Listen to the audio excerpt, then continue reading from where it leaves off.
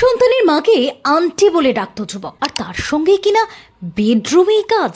গ্রামে পঞ্চায়েত বসতে কি বললেন যুগল, তলে তলে এত। মহিলার কথায় হতবাক তার স্বামী সহ প্রতিবেশীরাও।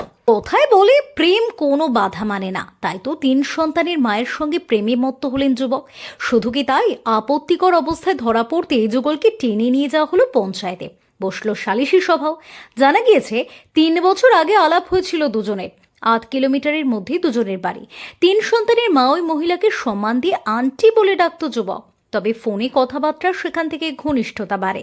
এরপর ওই মহিলার সঙ্গে ধীরে ধীরে বিবাহ বহির্ভূত সম্পর্ক গড়ে ওঠে। ওই মহিলার স্বামী বাড়িতে না থাকলে প্রায় সময় লুকিয়ে দেখা করতে আসতো ওই যুবক।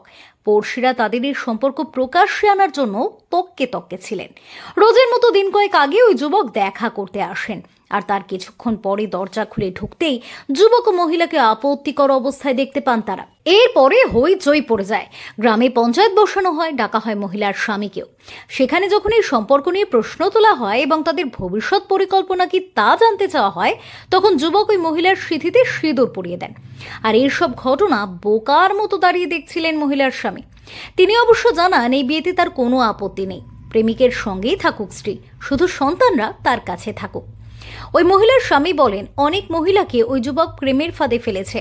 গত 2 বছর ধরে আমার স্ত্রীর সঙ্গে সম্পর্ক ছিল। 3 বছর আগে ওদের দুজনের প্রথম দেখা হয়েছিল।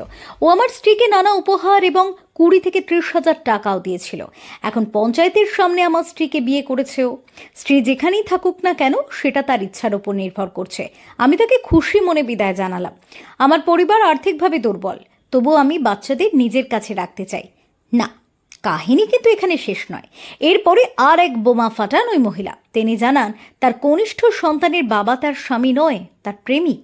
তাই বড় 2 সন্তান স্বামীর কাছে থাকলেও ছোট সন্তানকে যেন তার সঙ্গে থাকতে দেওয়া হয়।